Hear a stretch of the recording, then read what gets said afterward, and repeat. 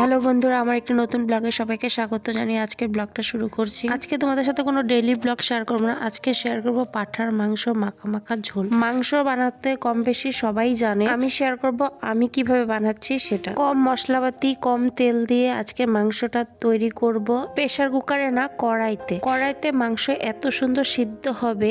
অনেকের ধারণা যে কড়াইতে মাংস ভালো সেদ্ধ হয় না, মাটন একদম প্রেসার কুকারের মতনই সেদ্ধ হবে। মাটন বানানোর জন্য আমি প্রায় সবকিছুই রেডি করে নিয়েছি। মাংস বেশ ভালো মতন পরিষ্কার করে ধুয়ে নিয়েছি। পেঁয়াজ, রসুন, আদা, কাঁচা লঙ্কা, আলু সব কেটে রেডি করে নিয়েছি। তো এখানে ছোট ছোট আলু ছিল, গোটাই দিয়েছি। একটা বড় আলু ছিল, দু টুকরো করে নিয়েছি। আলুগুলোর মধ্যে হলুদ লবণ মেখে নিয়েছি। তারপর তেল গরম করে তেলের মধ্যে দিয়ে দিলাম ভাজার জন্য। অল্প ঢেকে দিলাম, সেদ্ধও হয়ে যাবে, আলুগুলো ভাজাও হয়ে আসবে। আলুগুলো ভাজা হতে থাক, এদিক দিয়ে আমি করে নিচ্ছি মাংস ম্যারিনেট। প্রথমে দিয়ে দিলাম পেঁয়াজ কুচি, তারপর দিয়ে দিলাম বাটা মশলার মধ্যে ছিল রসুন বাটা, আদা বাটা আর কাঁচা লঙ্কা বাটা। পেঁয়াজ বাটা আমি দেইনি, পেঁয়াজ কুচিয়ে দিয়েছি। কেন বা পাঠার মাংসতে পেঁয়াজ বাটা দিলে আমার ভালো লাগে না। তারপরে দিয়ে দিলাম জিরের গুঁড়ো, তারপরে দিয়ে দিয়েছি লঙ্কার গুঁড়ো দিয়েছি কালারের জন্য। কাঁচা লঙ্কা বাটা তো দিয়েছি, অল্প করে লঙ্কার গুঁড়ো দিলাম। তারপরে দিয়ে দিলাম হলুদ গুঁড়ো, তারপরে দিয়ে দিয়েছি লবণ। তারপরে লাস্ট যেটা মানে মেন আইটেম সেটা হলো সর্ষের তেল। মাংসর মধ্যে সর্ষের তেল দিলে মাংসের টেস্টই আলাদা হয়। আমি যে কোনো মাংসই বানাই না কেন, মাটন বা চিকেন দুটোর মধ্যে সরষের তেল দিয়ে বানাই। তো সব মশলাপাতি দেওয়া হয়ে গেছে মাংসের মধ্যে, ভালো মতন হাত দিয়ে মেখে নেব। মাখাটা আমি হাত দিয়ে মাখলাম, বাঙালি তো হাত না দিয়ে মাখলে পরে শান্তি হবে না। মাখা হয়ে গেছে, আমি 10 মিনিট খানি এভাবেই রাখবো। তোমাদের কাছে যদি সময় থাকে তাহলে আধা ঘন্টা 1 ঘন্টা মেখে রেখে দেব। তারপর চলে আসলাম আলু ভাজা বসিয়েছিলাম যে সেটা দেখতে। মোটামুটি ভাজা হয়েই এসেছে, আর একটু লালচে করে ভেজে তারপরে নামাবো। আমি যেরকম লালচে আলু ভাজা চেয়েছিলাম সেরকম হয়ে এসেছে। এখন আমি তুলে নেব কড়াই থেকে। সেই আলু ভাজা তেলের মধ্যে দিয়ে দিলাম কটা গোটা জিরে ফোড়ন। আলু ভাজা তেল যতটুকু ছিল সেই তেলেই আমি মাংসটা রান্না করে নেব। আর তেল দিলাম না, কারণ ম্যারিনেট করা মাংসের মধ্যে তেল রয়েছে, আরো তেল দিলে পরে তেল বেশি হয়ে যাবে।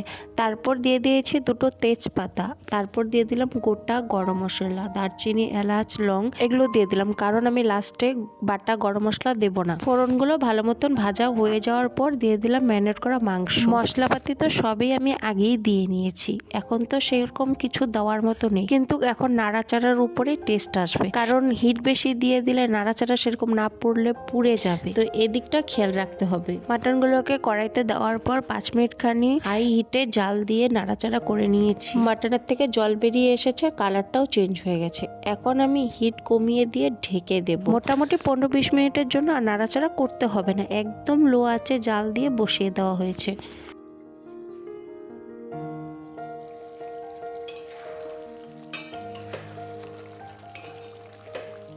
15-20 মিনিট পর আবার চলে আসলাম মাটন দেখার জন্য। তো এসে দেখি হালকা জল রয়েছে। তারপর দিয়ে দিলাম ভাজা আলু আর দুজনের জন্য 2টো গোটা রসুন। আমরা মাংসের মধ্যে গোটা রসুন ভালোবাসি খেতে, আমাদের ভালো লাগে বলে আমরা দিয়েছি। তোমাদের যদি ভালো না লাগে তোমরা দিও না। আলু আর রসুন দেওয়ার পর নাড়াচাড়া দিলাম না, আবারও ঢেকে দিলাম 5 মিনিটের জন্য। 5 মিনিট পর আবারও ফিরে চলে আসলাম মাংস দেখার জন্য। এখন নাড়াচাড়া দেব। মাংসটা প্রায় কষা হয়ে এসেছে, মশলা কড়ার মধ্যে লেগে যাচ্ছে। মশলা যখন কড়ার মধ্যে লেগে আসবে তখনই বোঝা যাবে যে মাংস কষা হয়ে এসেছে। তারপর গ্যাসের হিট বাড়িয়ে দিয়ে মাংসটা একটু নাড়াচাড়া করে নিলাম।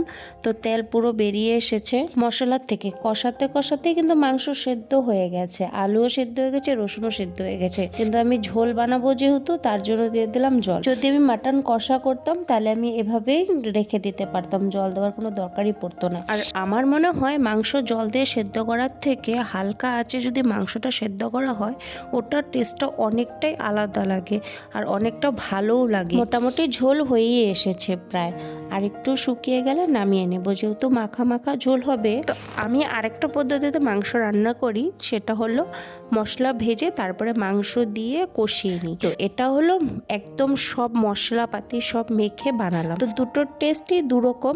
আমার কাছে এভাবে বানালে মাংসের টেস্টটা বেশি ভালো লাগে। একদম বাঙালি স্টাইলে অথেন্টিক মাটন রান্না হয়ে গেল। এরকম মাটন কষা বা ঝোল রুটি, পরোটা, ফ্রাইড রাইস, পোলাও সবকিছুর সাথে খাওয়া যায়, সবকিছু দিয়েই ভালো লাগবে। আমি ভাতের সাথে নিয়েছি, ভাতের সাথেও ভালো লাগবে। কড়াইতে মাটন কিরকম সিদ্ধ হয়েছে তোমাদেরকে একবার দেখিয়ে দেখিয়ে দিই। পিস মাটন নিয়ে হালকা করে আস্ত হাতে জাতা দিয়েছি, পুরো ভেঙে গেছে। আর আলু একটুকু ভাঙিনি, যেরকম ভাজা গোটা গোটা দিয়েছিলাম সেরকমই রয়েছে। একদম কষা হয়ে যাওয়ার অল্প আগ দিয়ে আলুটা দিলে পরে একটুকু ভাঙবে না আলু। মশলাও একদম পারফেক্ট হয়েছে, যেহেতু আমি পেঁয়াজ কুচিয়ে দিয়েছি, বেটে দিইনি। তাহলে চলো আমি এখন মাটন খেতে বসি। আজকের মতো ভিডিওটা এখানে শেষ করছি। আরেকদিন আরেকটা অন্য নতুন ভিডিও নিয়ে তোমাদের সাথে দেখা হবে। আজকের ভিডিওটা তোমাদের যদি ভালো লাগে লাইক কমেন্ট শেয়ার সাবস্ক্রাইব করে দিও। টাটা।